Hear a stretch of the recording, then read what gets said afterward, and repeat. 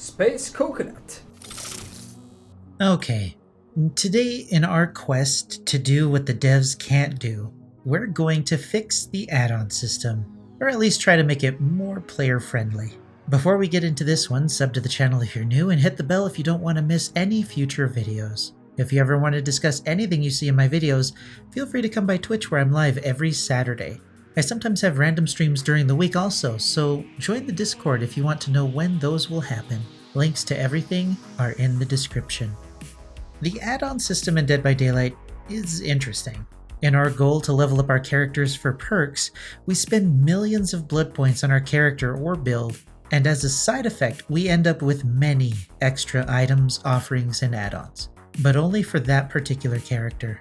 These extra items cost thousands of blood points each, and if an item isn't very good, it's simply gonna gather dust, resulting in a complete waste of points. My favorite waste of blood points is the waterlogged shoe at ultra rare for 7,000 points and the increased fog offerings for 3, 4, and 6,000 blood points, depending on their rarity. In some cases, I have many of these items on characters I rarely use while I'm very low on add-ons that I would rather use for other characters. The rest of them are nearly useless or hurt our chances in a match, or for some of us, things that are so strong, we feel bad for using them. And this is the problem we're trying to solve today. Many players have asked for a way to recycle or sell items or add-ons that they don't use in order to buy add-ons they would rather be using. There are many arguments against this free trade system, but I'll address the biggest one at the end, so bear with me.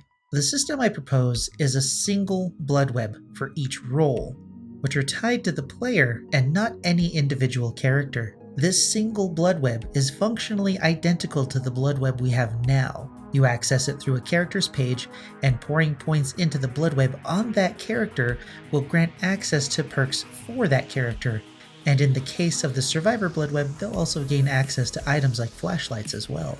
The blood web, when on a specific character, will function as it always has in regards to leveling that character. A level 5 web will cost less to level compared to a level 50 web, and can be reset after a prestige is claimed for an individual character. While I'm sure there's something I'm missing with that system and it's not perfect by any means, it's just a rough idea. But here's the good stuff. Instead of add-ons and offerings in the blood web specific to characters, you gain add-on and offering tokens instead. Tokens tied to the role that was active when they were claimed, adding them to that role's inventory, which is shared among all characters. So if you have 10 ultra rare tokens and you select Trapper, you'd be able to use his ultra rare add-ons in any combination 10 times.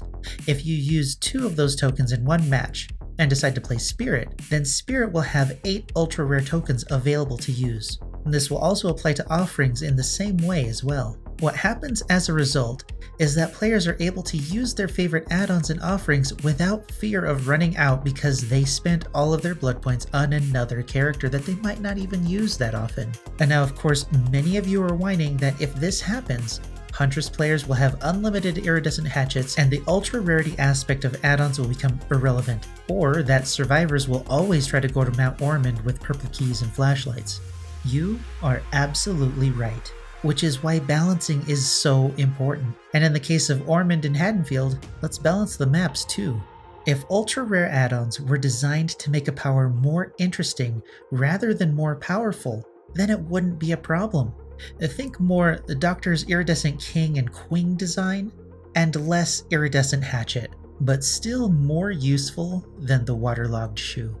Before this system could work, the devs would have to somehow find it within their limited capabilities to balance the items, offerings, and add-ons we currently have in such a way to make them fun to use and fun to go up against, instead of using them to cover up a character's weakness.